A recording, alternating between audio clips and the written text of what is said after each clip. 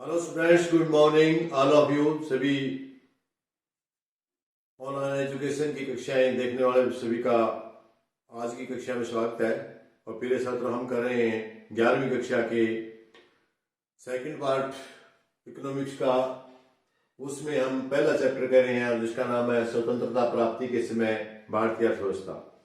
पिछली वीडियो में हमने इसके बारे में आपको बताया कि भारतीय अर्थव्यवस्था इसमें किस प्रकार की थी, पिछड़ी हुई थी, क्यों थी।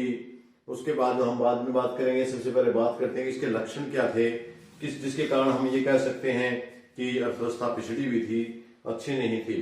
तो हम इसी टॉपिक पर आज बात करते हैं। और सबसे पहले चलते हैं हम इसके ऊपर कि वास्तव में पिछड़ी अर्थव्यवस्था थी या नहीं थी। इस संदर्भ में हम देखते हैं कुछ टॉपिक को, कुछ पॉइंटों को, जिसके आधार पर हम इसको बताएंगे कि ये पिछड़ी हुई थी। सबसे पहला कारण है स्वतंत्रता से भारतीय अर्थव्यवस्था पिछड़ी थी। उसका लक्षण है कृषि आजीविका मुख्य साधन। कृषि आजीविका का मुख्य या प्रमुख साधन। फिर छात्र, आप जानते हैं कि जिस समय हमारा देश आजाद हुआ था तो उस समय हमारी पिछड़ी अर्थव्यवस्था थी, जहां जो कृषि थी वो भी निम्न प्रकार की थी, दूसरे देशों की अपेक्षा बहुत कम थी। तो स्वतंत्रता के समय कृषि भारत की आजीविका मुख्य स्रोत था। भारत की लगभग 73% जनसंख्या कृषि पर निर्भर थी और राष्ट्रीय आय का इसमें योगदान 59% ही था। यानी कृषि यदि ज्यादा पॉपुलेशन कृषि पर डिपेंड थी, लेकिन जो थी कि इस कृषि का मुख्य साधन था उसी के ऊपर डिपेंड थी। लगभग 60% यानी 59% पॉपुलेशन इसके ऊपर डिपेंड थी, अन्य कारण नहीं थे इसलिए। और जो कृषि थी वो भी अच्छी साधन में थी। नंबर 2, अपर्याप्त कृषि।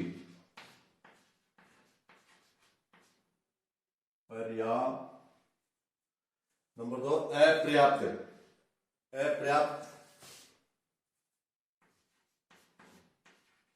अपर्याप्त कृषि। क्योंकि आप जानते हैं कि जो जनसंख्या उत्पादन, अपर्याप्त उत्पादन, जितना उत्पादन होना, कृषि के जो औजार थे या बीज थे वे अच्छे किस्म के नहीं थे। अंग्रेजों ने भरपूर भारत का शोषण किया था, जिसकी वजह से जो इतनी पॉपुलेशन थी हमारी, उसके हिसाब से कृषि का उत्पादन नहीं हो पा रहा था। भूखमरी में दुनिया हमारा देश जी रहा था, और जिसके कारण उत्पादन लोग हैं वो सिर्फ रोजी रोटी तक ही सीमित रह गए थे, इससे ज्यादा वो नहीं सोच सकते थे। स्वतंत्रता के समय भारत की कृषि क्षेत्र का उत्पादन उसकी मांग की तुलना में पर्याप्त नहीं था। 1997 में भारत की केवल 13 करोड़ हेक्टेयर भूमि पर खेती की गई थी। इस पर 527 लाख टन अनाज का उत्पादन किया गया। इसमें सिर्फ गेहूं का उत्पादन था, सिर्फ 64 लाख टन।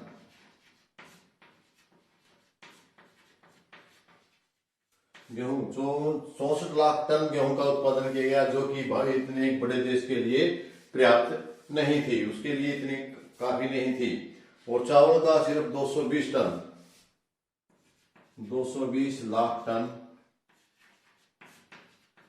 चावल। ये उस समय इतने उत्पादन की मात्रा थी, और इतने से उत्पादन की मात्रा के लिए पर्याप्त नहीं था जो हमारी पॉपुलेशन थी उसके मुताबिक। और तीसरा, कृषि में कम उत्पादन।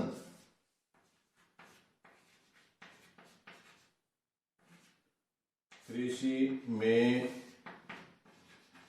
कम अपर्याप्त कृषि के साथ कृषि में कम उत्पादन तथा उत्पादकता थी।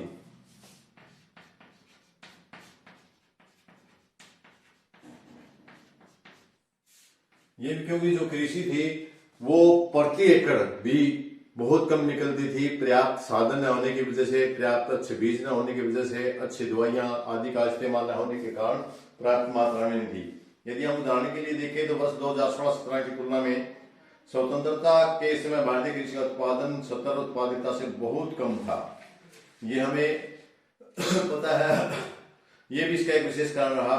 और तीसरा था भू राजस्व प्रणाली।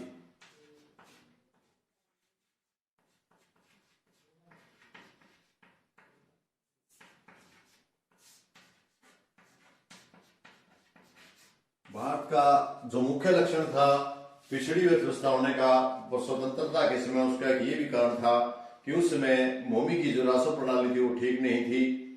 आपको पता है कि उस समय जमींदारी पर था,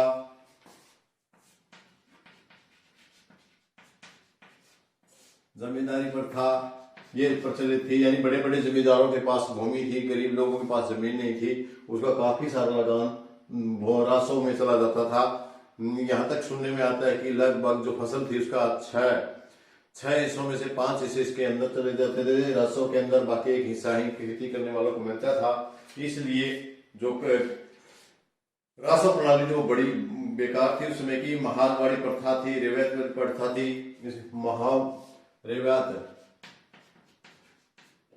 रियातवाड़ी प्रथा प्रचलित थी।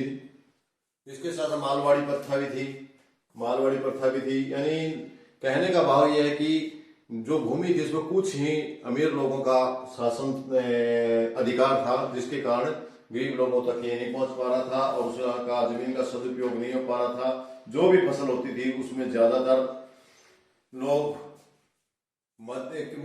दूसरे सरकार के बीच में या जो बड़े किसान थे उनके बीच में चला जाता था, और मध्यस्थों के कारण कृषि का उत्पादन पर बुरा प्रभाव पड़ा। मध्यस्थों के इस शोषण से कृषि उत्पादन का प्रतिकूल प्रभाव पड़ा, जिसके कारण पिछड़ापन था जो हमारे देश का वो और अधिक बढ़ता गया। इसके बाद जो है अगला था कृषि का सीमित व्यापारीकरण।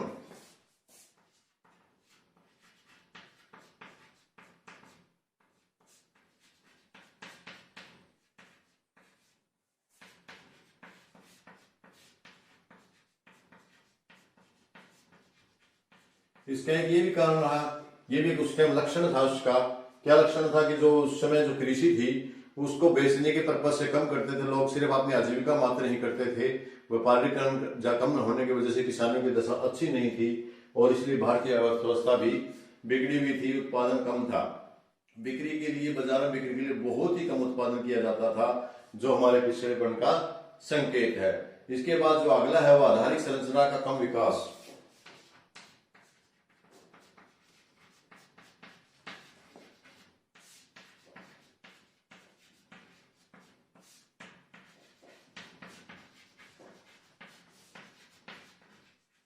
आधारभूत और जो जरूरतें थी, जैसे पक्की सड़कें हैं, बिजली है, या दूसरी प्रकार की जो कृषि में साधन चाहिए लोगों को, उन सुविधाओं का बहुत ही कम प्रयोग हो रहा था। क्योंकि ज्यादातर अंग्रेज लोग क्या करते थे कि जो भी वहां का संसाधन थे उनको कच्चे माल को लूट करके अपने देश में ले जाते थे, और वहां ले जाकर के यहाँ उन्होंने संरचना के लिए कुछ भी कोई खास काम नहीं किया। नई कोई सड़क बनाई, नई कोई मंडियां बनाई, नई कोई उनके लिए रेलवे स्टेशन बंदरगाह तक पहुंचाने के लिए कोई उपलब्ध, या सिर्फ जो उन्होंने रेलवे का प्रचलन किया, प्रयोग किया, तो सिर्फ अपने माल को ढोने के लिए प्रयोग किया, किसानों के लिए इसका कोई अधिक प्रयोग नहीं किया था। जो आधारिक संरचना थी उसको कृषि के लिए या भारतीय लोगों के लिए कम मिला, जिस कारण से हमारी भारतीय कृषि पिछड़ी हुई रही।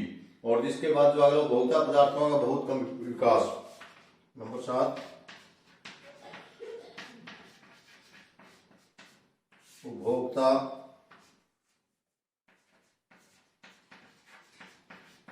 पदार्थों कम विकास। जो आम पब्लिक की आवश्यकता की वस्तु थी उन लोगों पर अंग्रेजों ने ध्यान नहीं दिया, जिसके कारण हमारा पिछड़ा हुआ था। भारत में जो ब्रिटिश पूंजी की सहायता से कुछ उपभोक्ता जैसे कपड़ा उद्योग, जूट उद्योग, चीनी उद्योग, माचिस उद्योग आदि स्थापित किए गए थे, परंतु इन उद्योगों का होने वाला लाभ और इनमें लगी पूंजी का ब्याज ब्रिटेन को भेज दिया जाता था। इससे इनका प्रयोग देश के विकास के लिए नहीं किया गया, इसलिए भी इसका हुआ। इसके साथ जो नंबर 8 है वह है कुटीर उद्योगों का पतन। नंबर 8, कुटीर तथा लघु उद्योगों का पतन।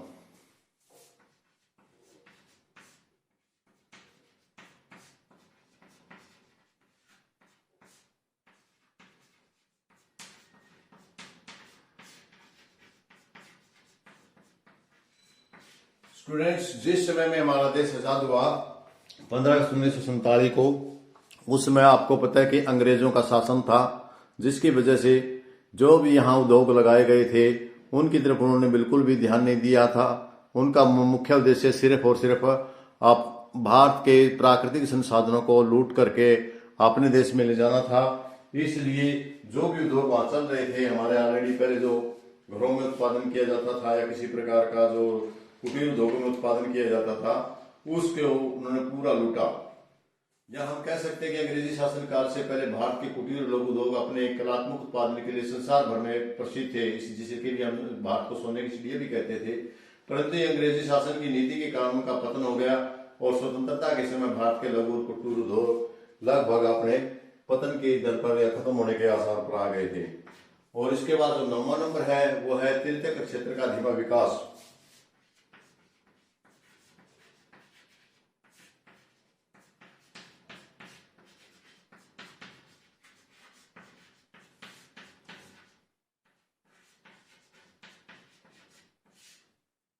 तो स्टूडेंट्स, ये भी पॉइंट था कि जो तीसरी जो जिसमें हम सेवाएं शामिल करते हैं, तो सेवाओं का विकास नहीं था।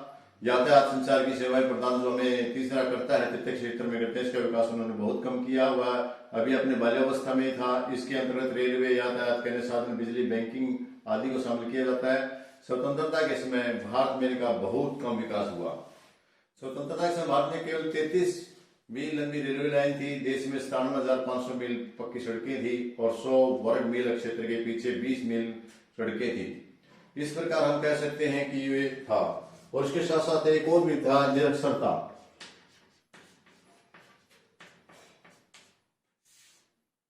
अगला पॉइंट था, जो 10वां पॉइंट था, वो निरक्षरता। निरक्षरता मतलब जो पॉपुलेशन थी वो बड़ी अनपढ़ थी, जिसकी वजह से भी लोगों को ज्ञान नहीं था।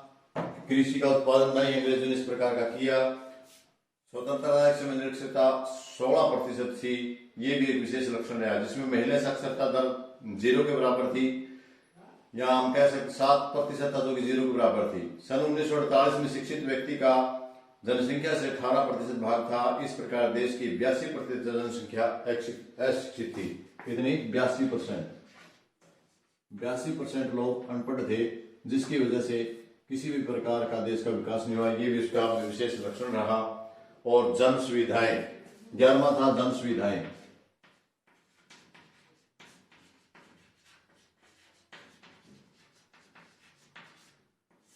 तो उस समय की जो जन सुविधाएं थी वे भी पिछड़ी हुई थी किसी प्रकार के लोगों की भलाई के लिए, क्योंकि कोई कल्याणकारी सरकार नहीं थी, जिसके कारण जो उस समय में अर्थव्यवस्था थी उसमें किसी प्रकार के लोगों को सुविधाएं नहीं मिली, चाहे वो किसी भी प्रकार की स्वास्थ्य से संबंधित थी या फिर किसी शिक्षा से संबंधित थी, लोगों को सुविधाएं नहीं दी गई, जिसके कारण स्वास्थ्य से संबंधित सुविधाएं नहीं देने के कारण मृत्यु दर ज्यादा थी, शिशु मृत्यु दर ज्यादा थी लोगों को। इस प्रकार हम कह सकते हैं कि जिस समय ये भारत स्वतंत्र हुआ उस समय जो हमें अर्थव्यवस्था मिली वह बड़ी पिछड़ी हुई मिली थी और बहुत ही कम थी, विकास नहीं था, जिसके कारण देश की अर्थव्यवस्था पिछड़ी मिली।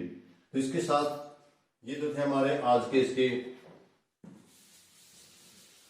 लक्षण। क्या थे? अर्थव्यवस्था की पिछड़ी के लक्षण। तो इन लक्षणों के कारण परिणाम क्या पड़े? जो लक्षण थे तो ये पिछड़ी हुई मिली, इसका कुछ न कुछ तो परिणाम हमें भुगतना पड़ा होगा। तो परिणाम कौन से थे? हम कहे परिणाम क्या थे? परिणामों की भी चर्चा कर लेते हैं इसी के टॉपिक के अंतर्गत। तो परिणाम थे हमारे स्वतंत्रता के समय भारतीय अर्थव्यवस्था की पिछड़ी अर्थव्यवस्था मिली। पहला तो हमारा था पिछड़ी अर्थव्यवस्था।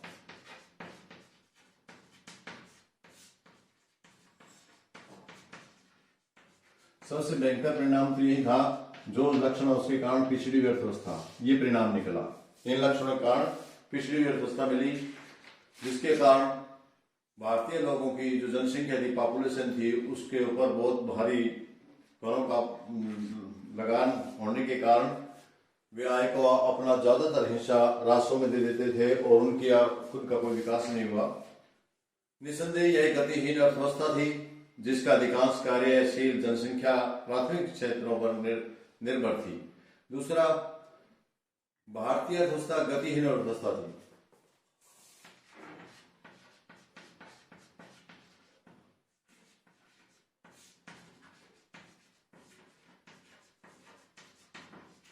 उपरोक्त जो हमने लक्षणों का जिक्र किया उनके कारण जो हमारी अर्थव्यवस्था थी वह किस प्रकार की थी, गतिहीन अर्थव्यवस्था मिली हमें। तो हम बात कर रहे हैं उस समय की जो अर्थव्यवस्था थी उसके कारण परिणाम क्या पड़े थे। तो इनके कारण ये परिणाम पड़े कि जो अधिकांश लोग थे उनका कार्य धंधा क्या था, खेती बाड़ी था। और खेती बाड़ी से पूरा का पूरा विकास नहीं हो पा रहा था। वो खेती बाड़ी थी वो भी हमने देखा था कि लक्षण था घटिया किस्म की थी।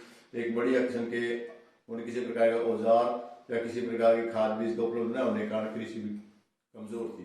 और तीसरा था औद्योगिक कृषि। यह कृषि अर्थव्यवस्था थी औद्योगिक, या इसका परिणाम क्या पड़ा, सिर्फ कृषि अर्थव्यवस्था ही थी यह नहीं थी, यह औद्योगिक अर्थव्यवस्था नहीं थी।